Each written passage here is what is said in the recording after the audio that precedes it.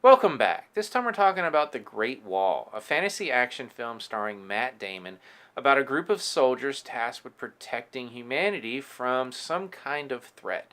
It could be supernatural, it could be alien, and I'm actually saying that as someone who's seen the movie because when you're done, you're still not going to know because they really don't bother telling you. But suffice it to say, this threat is the reason why the Great Wall of China was built to protect humanity from these green reptile alien things. This is a movie that was met with no small amount of controversy after the original teaser trailer hit late last year, mostly from those who seem to be offended over the idea that a white American actor would be leading a film about the Great Wall of China. Of course, as more information was released about the film, we learned that this is actually a co-production between US companies and companies in China, and directed by famed director Yimou Zhang, who has created some phenomenal films such as Hero, Curse of the Golden Flower, and House of the Flying Daggers, all three of which I thoroughly enjoyed. And as such, The Great Wall does have sort of that Chinese action film feel to it, at least comparing it to the few films of that genre that I've seen.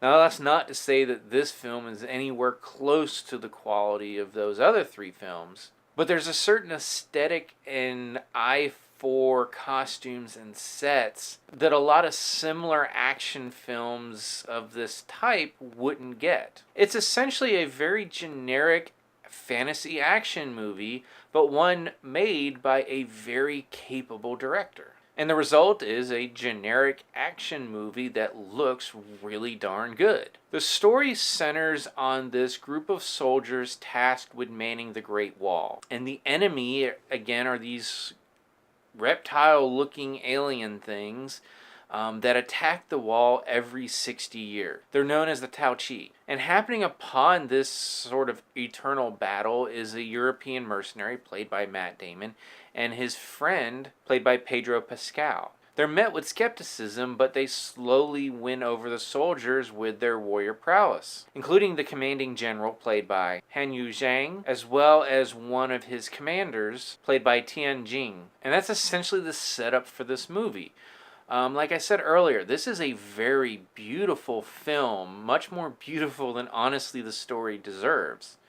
The costumes are excellent. They have that fantasy quality, almost like a Warcraft, where each division has its own color. They're purple and red and blue and green, and they just look beautiful. The sets, the way the internal workings of the Great Wall and how they get different armaments and weapons that have been designed to fight these attackers all look really cool. And there really is a lot of fun to be had with this as long as you accept that the story is never going to live up to basically everything else about this movie. And that really is the biggest detriment to this story. The characters are interesting, their interactions and everything are kind of cliched, but the real downfall of this movie is the fact that we never get any kind of explanation on what these attackers are, who the Tao Chi are, and why they're doing what they're doing, and why they're doing what they're doing, how they're doing, if that makes sense. Their methods,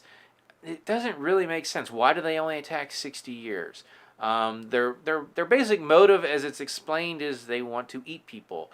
And they want the food, but that doesn't explain why they only attack every 60 years. They're just basically mindless killing machines, and they serve as a antagonist and as a prop for some pretty admittedly cool action scenes. But as a villain, they're just sort of there. It's like a Zerg rush. You don't think about their motives and anything else. You just know that you better wipe them out or you're going to be in trouble. And that's exactly what our characters are facing. I honestly expect this to be a film that overall gets pretty well trashed. I'm not going to say it's a great film or even a good film, but as far as the action goes, it's solid, it's entertaining. The characters have at least a little bit of depth, not a whole lot. It's pretty well acted. Matt Damon, he has this accent that he puts on it's consistent, I'll give him that. it's just odd. It's just not the voice that we're used to hearing Matt Damon speak in, and thus it's pretty distracting and takes a good portion of the film to even get close to getting used to. But if you're looking for a decent, relatively generic action film, this is one that I think you're going to at least get the action enjoyment out of. Now, there is one other thing I do need to mention, and that is the fact that about half of the dialogue in this film is subtitled. Basically, anyone who is speaking their native language is speaking their native language, both the European characters as well as the Chinese characters. There are some of the soldiers manning the wall that know how to speak English and are able to translate, but there is a lot of subtitles in this movie, and I know that does turn some people off, so I felt I should mention it. But again, overall, this is a pretty generic action movie, but made very well with a very competent director. And that's basically what this movie is. So if you've seen The Great Wall, what did you think about it? What did you think of the sets and the designs? Do you think the overall sort of action enjoyment that you can get out of this overcomes the major story problems or just the lack of any kind of real development with the story? As always, you can subscribe to my channel, check out some of my other reviews, and until next time, I'll see you at the movies.